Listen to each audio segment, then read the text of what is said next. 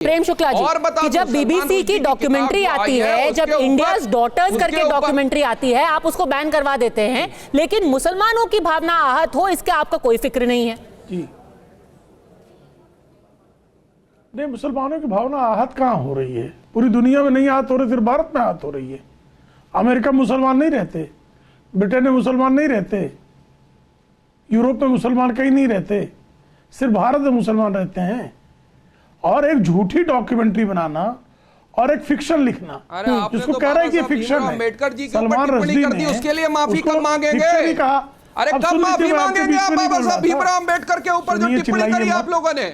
चिल्लाइए मत, चिल्लाइए मत, चीखिए मत, चीखिए मत, चिल्लाइए मत। आप दूसरा नैरेटिव गढ़ना चाह रहे हैं।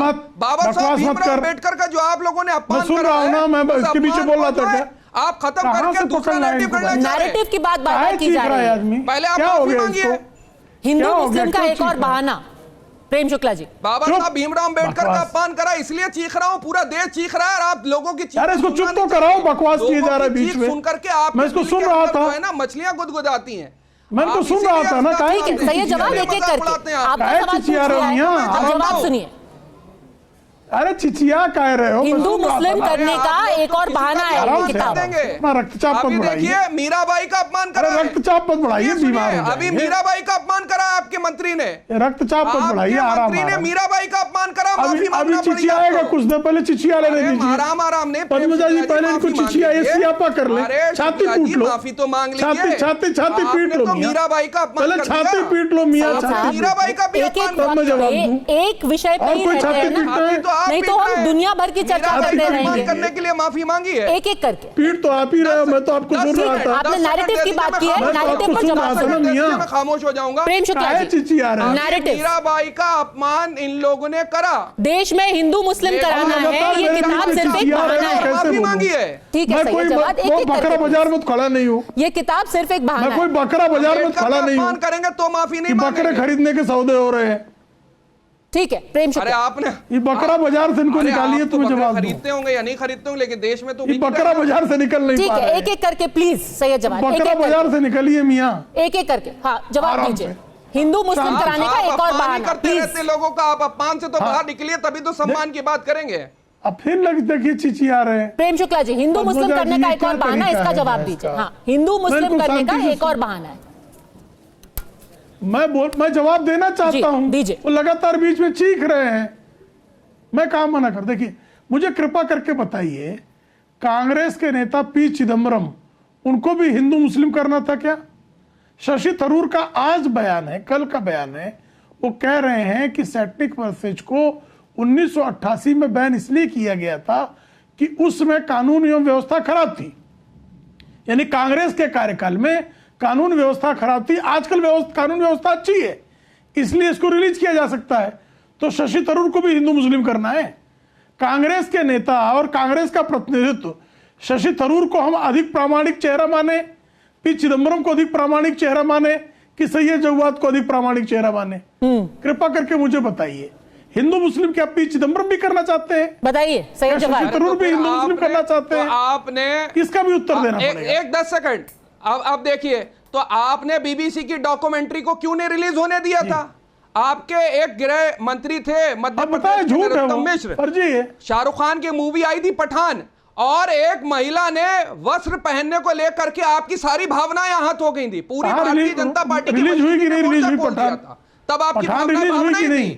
और अरे रिलीज हुई, रिलीज हुई, लेकिन आपके मंत्री बयानबाजी करते हैं। अरे किसकी सरकार में रिलीज हुई? बयानबाजी करी थी, किसकी सरकार में रिलीज हुई? किसकी सरकार में रिलीज हुई? अभी देखिए, अब आप फिर दोहरा मान रहे हैं। मीराबाई का अपमान करा है, यही आपका रूढ़िवाद है। अरे शुक्ला जी भागने लगे, अरे भागो भागो, जल्दी भाग जाओ, भागोगे अभी कोई नहीं भागेगा। मीराबाई कोई आपकी तरह कायर हूं मैं, आपके मंत्री ने अर्जुना में, कोई मैं आपकी तरह कायर हूं मैं, कोई इब्लीस हूं? अरे सर, अभी आप पठान की बात कर रहे थे, पठान फुल हाउस चली, हाउसफुल चली पूरे देश में। अब आप पता नहीं कहां किसी और मुद्दे पर पहुंच गए, पर मैं वापस वारिस पठान के पास जाना चाहती हूँ। गुजरात की डॉक्यूमेंट्री आपने पठान की बात की है, तो मैं वारिस पठान को वापस डिबेट में लाना चाहती हूँ।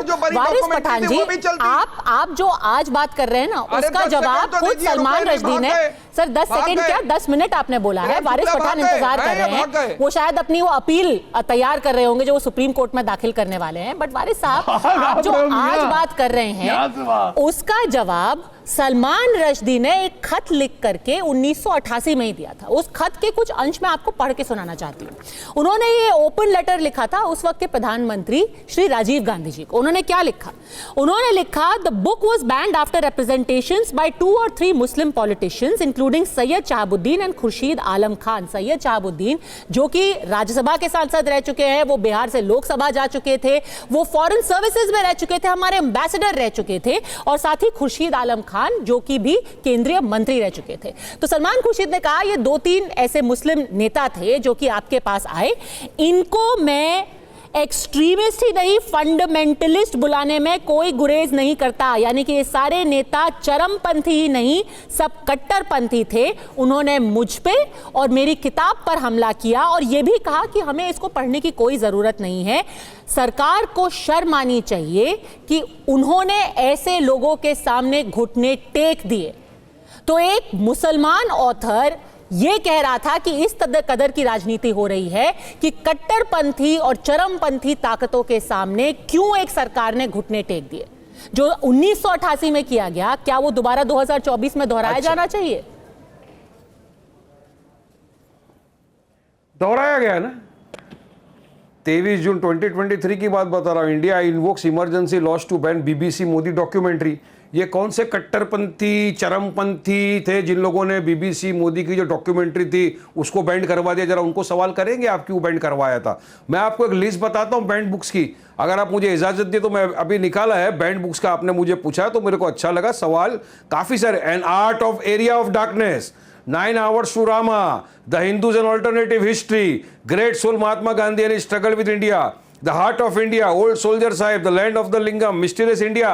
अरे लिस्ट है, इतनी सारी लिस्टों को बैंड किया। वो कौन सी कट्टरपंथी चरमपंथी सोच थी जिन्होंने इस बुक को बैंड लगाया? लेकिन हम तो इंसाफ की बात कर रहे हैं ना, जिससे हमारा इमोशन जुड़ा हुआ है, जिससे हमारा अकीदा जुड़ा हुआ है, हमारे हुजूर की शान में गुस्ताखी है उस बुक में। 1959 में, 1959 में किसकी सरकार थी? किसने घुटने टेके थे कट्टरपंथियों के सामने? 1959 की बात कर रहा हूं। इसमें कल लगा गया। अच्छा, बीबीसी मोदी की डॉक्यूमेंट्री पे कब लगा? 2023। इस पे कब लगा? 88। तो आप वो साल मंथ डे भूल जाइए। 23 में बैंड लग चुका है। बीबीसी मोदी की डॉक्यूमेंट्री क्यों नहीं बताया आपने? दिखाने देना चाहिए था लोगों को।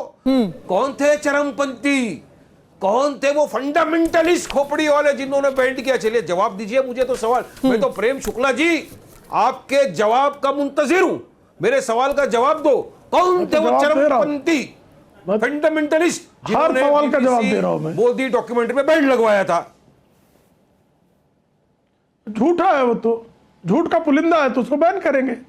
इसमें क्या आपत्तिजनक क्या है जरा मुझे बताइए ना। सैट्रिक वर्सेज में आपत्तिजनक क्या है जरा वर्णन कीजिए। मैं बीबीसी के डॉक्यूमेंट्री की जो आपत्तियां हैं उसकी लिस्ट गिना देता हूं। चीजें कृपा करके मुझे बताइए सैट्रिक वर्सेज में आपत्तिजनक क्या है? बनाया गया है। आपत्तिजनक है क्या? आपत्तिजनक बताइए ना, मैं थोड़ा जानना चाहता हूं। अरे थोड़ा जानना चाहता हूं क्या किताब क्या पढ़ा है? इस्लाम के खिलाफ अनाप शनाप बकवास लिखी हो। लीजिए, बिना पढ़े ही आप कह रहे हो। गूगल के ऊपर किसने पढ़ा है? आपके जानने वालों में हमारे मुंह से वो अल्फाज आपके जानने वालों में किसने पढ़ा लिखे हुए? हमारे मुंह से आपके जानने वालों में किसने पढ़ा? जो लिखा हुआ है उस पे